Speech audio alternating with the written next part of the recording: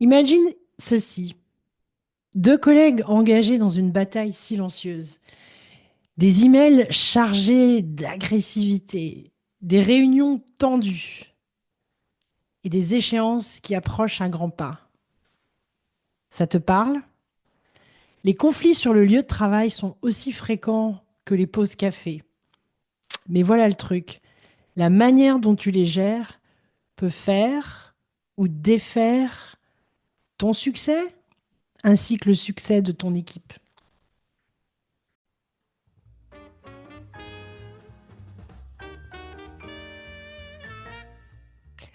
Bienvenue dans Ça va aller, le podcast qui t'accompagne dans ton développement personnel, ton succès et ton bien-être global.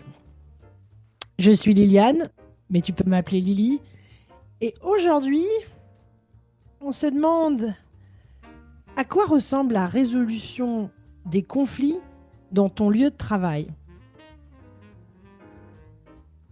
Tu sais, le conflit, c'est inévitable dans toutes les organisations.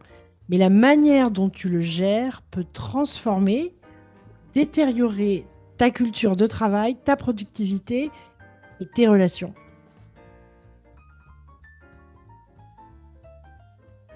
Alors moi, je suis basée en Irlande, donc c'est vrai que automatiquement, j'écoute, je regarde, je lis un peu sur ce qui se passe chez nos amis, nos voisins, les Anglais. Et en fait, le coût annuel total des conflits pour les employeurs, donc on parle ici dedans de la gestion et de la résolution des conflits, s'élève à 28 milliards de livres sterling. C'est énorme. C'est le coût annuel. Et ça représente en moyenne un peu plus de 1000 livres par employé chaque année et près de 3000 livres par personne impliquée dans un conflit. Donc là, les chiffres que je te donne sont basés sur une étude conduite par ACAS en 2021. Un autre chiffre, d'autres chiffres qui peuvent être intéressants, c'est de regarder un petit peu le taux de, en anglais on dira le turnover, c'est-à-dire quel est le pourcentage de personnes qui partent. Et donc en fait on regarde que en général les entreprises qui ont une culture saine, donc on va dire que ça va être un peu notre benchmark, en moyenne ont un taux, un turnover de seulement 13,9%. Donc c'est le taux de personnes qui vont partir. Et souvent, c'est lié à des conflits, de l'insatisfaction, etc. Une culture toxique, etc. Et donc, la moyenne, c'est 13,9 quand tout va bien, quand les choses se passent plus ou moins bien, contre 48% pour les entreprises où la culture est médiocre. Et ça, c'est une étude qui avait été effectuée par l'Université de Columbia en 2012. Donc, si tu veux, c'est vraiment pour insister sur le fait que on va voir en fait pourquoi la résolution des conflits est essentielle. Quelles sont les erreurs que tu pourrais éviter? Et en fait, je vais te proposer un cadre qui, selon moi, est efficace, qui va t'aider à naviguer ces conflits au travail. Parce que tu le sais, tu l'as vécu, je l'ai vécu, c'est quand même assez pénible. Et on perd beaucoup de temps, beaucoup d'énergie. En général, on n'y gagne rien de bon dans tout ça. Mais avant de parler des solutions, il est vraiment important d'insister sur le fait pourquoi la résolution des conflits est-elle importante? D'abord, dis-toi que les conflits ne sont pas forcément mauvais, contrairement à ce que tout le monde peut penser. En réalité, certains conflits peuvent être sains. Certains conflits peuvent stimuler ta créativité, peuvent te permettre de repousser tes limites et de trouver des solutions innovantes. Donc, si tu veux, mais ça uniquement si les choses sont bien gérées. Et donc, tu m'as déjà entendu parler de growth mindset ou encore d'un état d'esprit de croissance. Je te rappelle qu'il y a un bouquin qui s'appelle Mindset que tu devrais lire absolument si ce n'est pas déjà fait. Donc, je me rappelle d'un petit conflit avec une responsable marketing, je dois dire, que j'ai trouvé magnifique parce qu'en fait, toutes les deux, on a géré ce conflit, moi je dirais de manière méthodique. Et ça nous a vachement aidé en fait. Et finalement, quelques jours après, une fois que les émotions sont retombées, on a eu une discussion constructive. On a, on s'est donné du feedback mutuellement. Et puis en fait, on a ajusté notre approche. Et je dois dire que c'est une expérience qui a, pour moi en tout cas, pour ma part, c'est comme ça que je l'ai vécu, qui avait transformé ma relation professionnelle avec cette personne. Et j'avoue que de mon point de vue, j'avais l'impression que ça avait renforcé notre confiance mutuelle.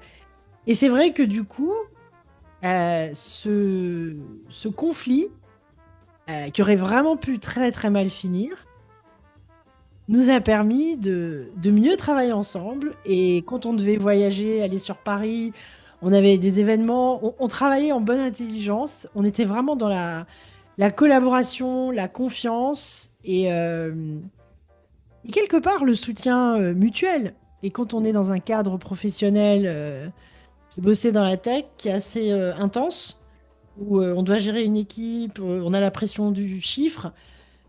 Trouver un ou une alliée, ça donne vraiment une bouffée d'oxygène, il faut quand même le dire. Euh, mais je dois dire que un des éléments qui a fait qu'on a été en mesure, je pense, de transformer le conflit, c'est parce que toutes les deux, on avait quand même un certain niveau de maturité. Et je pense qu'on a su laisser de côté l'ego, qui est souvent le pire ennemi. L'ego, du coup, les émotions ont pu redescendre. Parce que quand on a trop d'émotions, on n'est pas capable de bien réfléchir et de prendre des décisions qui soient intelligentes pour nous-mêmes, pour l'entreprise et pour les personnes avec lesquelles on collabore.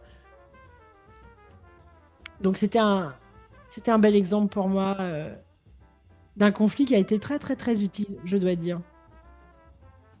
Mais rappelle-toi, tu peux toujours t'améliorer. Et c'est ce qu'on appelle encore une fois une mentalité de croissance. Donc garde à l'esprit que les challenges qui viennent sur ta route ne sont pas là pour t'empêcher d'avancer, mais au contraire, demande-toi toujours ce que tu peux apprendre. Ok, mais un conflit mal géré ou ignoré, bah là c'est une autre histoire.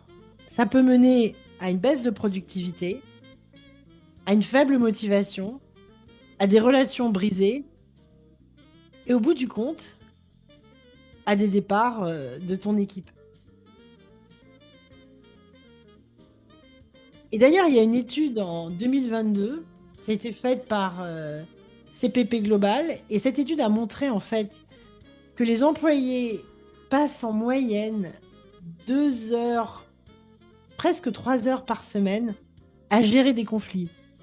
Imagine tout ce temps perdu alors qu'il pourrait être consacré à autre chose. Donc, comment transformer un conflit en une opportunité? Tout est dans la manière dont tu le gères. Alors, quelles sont les erreurs courantes dans la gestion des conflits? Avant de parler des solutions, voyons d'abord les erreurs classiques que les leaders commettent face au conflit.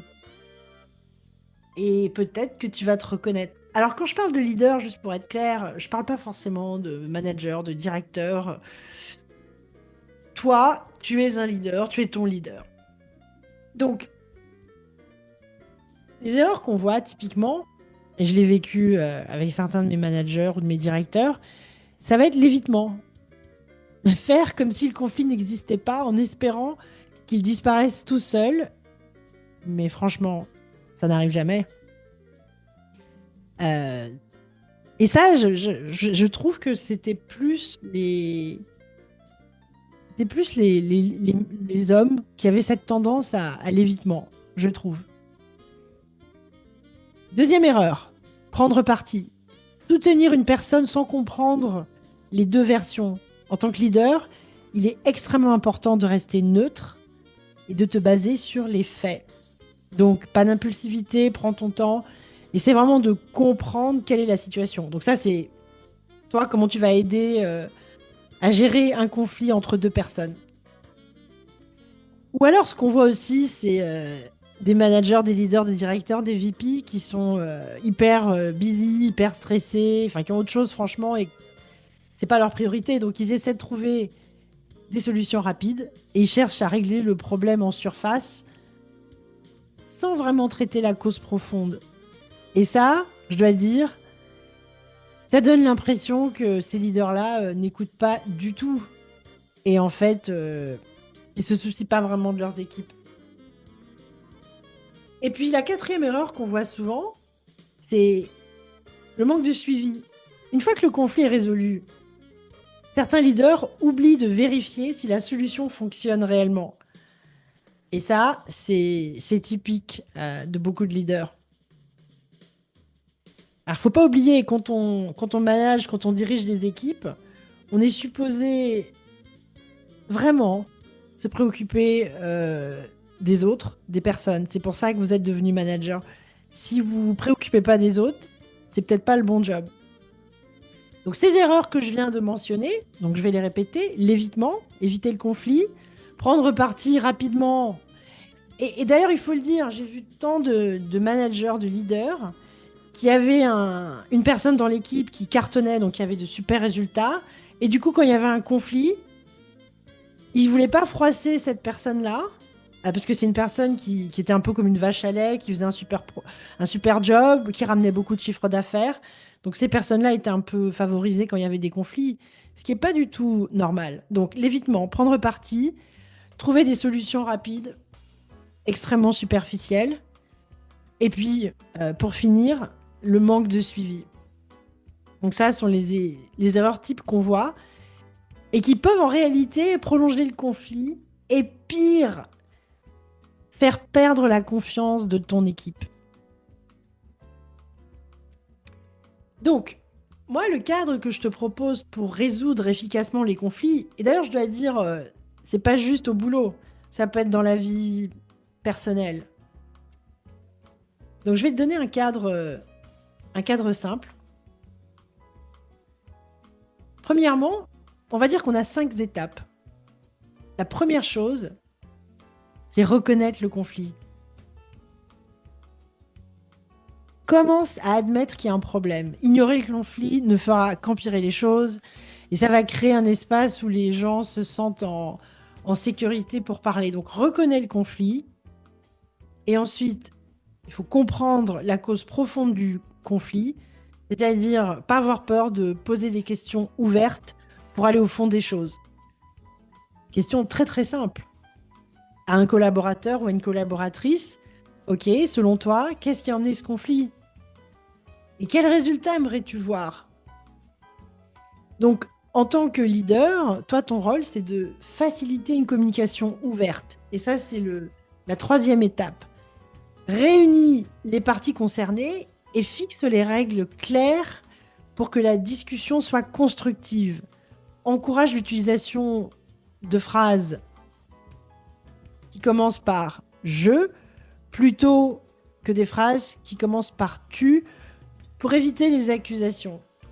Parce qu'on peut, on peut réunir des gens dans une salle et puis finalement, la conversation se termine par tu as fait ça, tu as dit ça. Et donc en fait, c'est une énergie plutôt négative et de là, le conflit peut d'ailleurs s'aggraver. Donc en tant que leader, c'est à toi de faciliter cette communication ouverte. Donc ça, c'était mon point numéro 3. Point numéro 4, bah, il faut collaborer sur des solutions. Et c'est là qu'en fait, il faut que tu montres que tu es un vrai coach. Un coach, c'est pas quelqu'un qui va dicter, qui va dire aux autres ce qu'ils doivent faire. Et ça dépend des entreprises dans lesquelles tu travailles, peut-être certaines industries où les gens sont plus directifs. Mais moi, en tout cas, ma croyance et mon expérience professionnelle et de vie euh, m'ont fait vraiment réaliser qu'il est il est important de travailler ensemble pour trouver des solutions. Surtout ne pas dicter ce qu'il faut faire, parce que si tu dictes, les gens ne seront pas réellement impliqués. Alors que si tu aides les gens à trouver eux-mêmes la solution, cette solution sera forcément plus durable et elle sera plus équitable. Donc, collaborer sur des solutions. Et finalement, comme on a déjà mentionné un peu plus tôt, il est important que tu fasses un suivi. Une fois que le conflit est résolu ou en voie d'être résolu, vous aviez peut-être collaboré donc sur des solutions, vous avez défini une feuille de route, des étapes, etc. Il est important que tu fasses un suivi, que tu fixes des dates pour vérifier que tout se passe bien. Et ça montre à ton équipe que tu es réellement engagé à maintenir un environnement sain.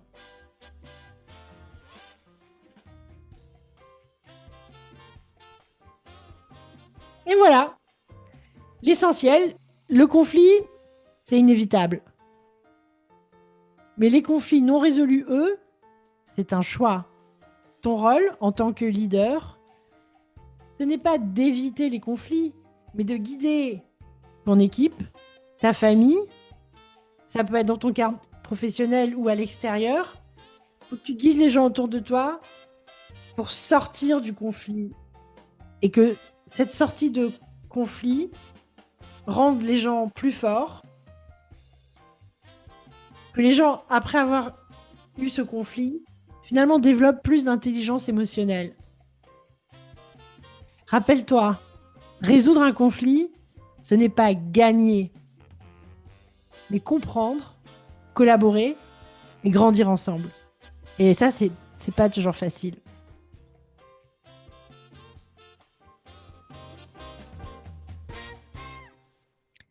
Si cet épisode t'a été utile, partage-le avec un collègue ou un membre de ton équipe ou quelqu'un dans ta famille qui a tendance à avoir des conflits. Et surtout, abonne-toi à Ça va aller pour encore plus de conseils, pour avancer dans ton développement personnel et professionnel. N'oublie pas, tu peux me retrouver sur toutes les plateformes de podcast. Tu peux me retrouver sur YouTube. Et je te remercie d'avoir écouté cet épisode. Et je te dis à très très bientôt. Passe une belle journée et je te souhaite un excellent week-end.